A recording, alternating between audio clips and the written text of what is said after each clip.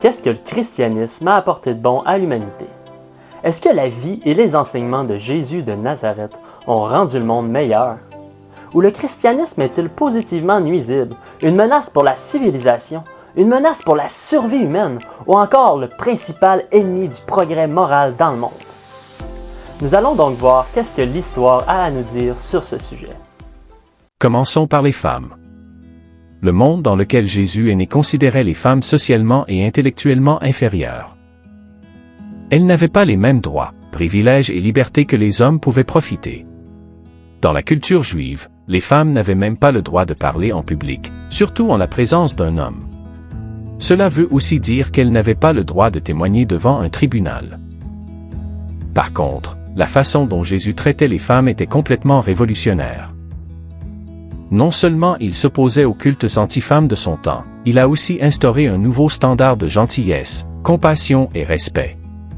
En conséquence, l'Église primitive a inclus les femmes, les a honorées, a supporté les veuves et a donné aux femmes une liberté et dignité qui étaient inconnues auparavant dans aucune culture. En Inde, où les veuves étaient brûlées sur les bûchers funéraires de leurs maris, c'est les chrétiens qui ont été grandement responsables de faire bannir cette pratique. En Chine, les jeunes filles de 5 ou 6 ans étaient intentionnellement handicapées au cours du bandage des pieds. Encore une fois, c'était l'influence des chrétiens qui a mené le gouvernement chinois à cesser cette pratique. Ce n'est pas une exagération de dire que la naissance de Jésus fut le point tournant dans l'histoire des femmes. Les enfants. Dans le grec ancien et monde romain, les enfants étaient des propriétés. Les bébés, surtout les filles, étaient souvent tués immédiatement après leur naissance ou abandonnés à leur mort. Ce que nous considérons aujourd'hui de la maltraitance d'enfants était totalement normal à l'époque. Puis Jésus est apparu et les enfants devinrent des personnes. Les chrétiens s'opposaient à toute forme d'abus des enfants et sauvaient des bébés qui avaient été abandonnés, les adoptant souvent dans leur propre famille. Ils ont enseigné au monde de prendre soin et de valoriser les plus jeunes membres de la société. L'esclavage. Les chrétiens furent les premiers de l'histoire à lutter systématiquement contre l'esclavage.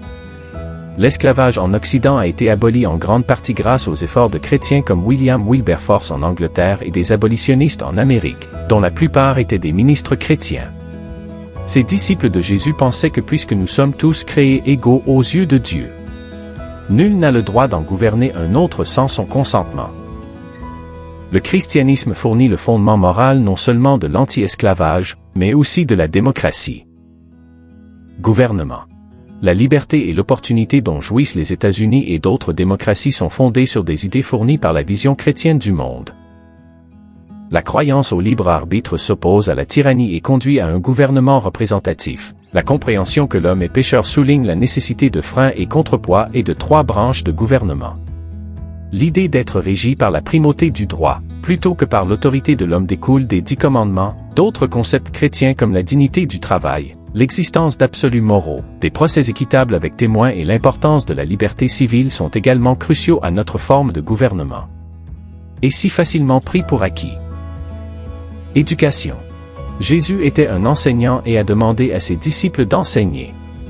Ainsi, les chrétiens ont développé des écoles, puis des monastères devenant les bases de l'éducation moderne. Les chrétiens ont fondé 106 des 108 premières universités des États-Unis.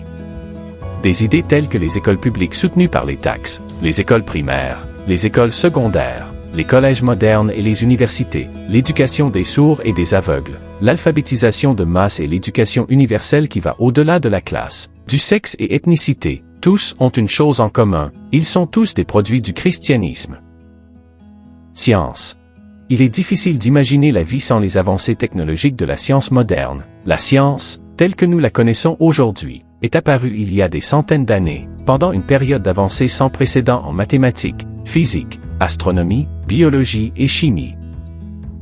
La grande majorité de ces brillants scientifiques, presque tous étaient chrétiens.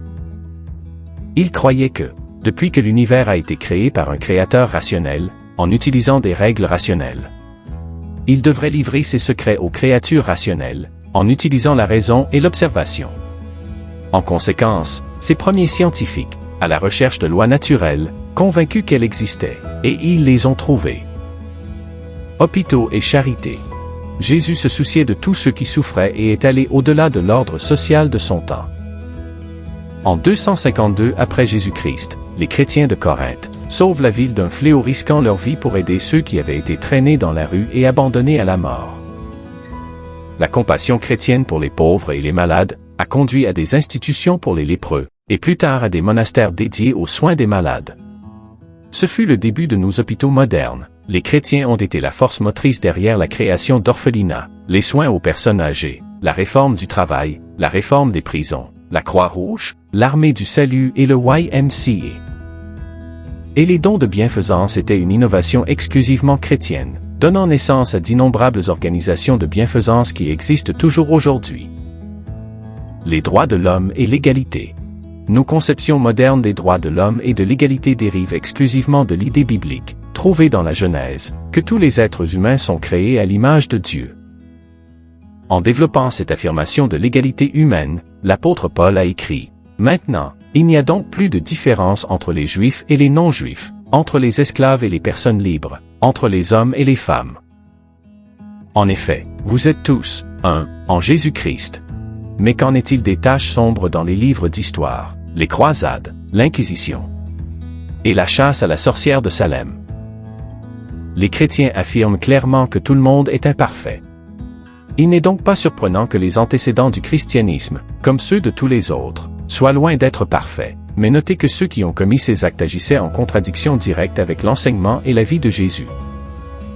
Il est donc clair que le blâme ne peut pas être mis sur Jésus, mais sur ceux dont les actions s'opposent à ses enseignements et à son mode de vie. Une grande partie de ce qui est bon dans nos vies est née il y a 2000 ans, quand Jésus de Nazareth a viré le monde à l'envers. Le bilan historique est indéniablement clair.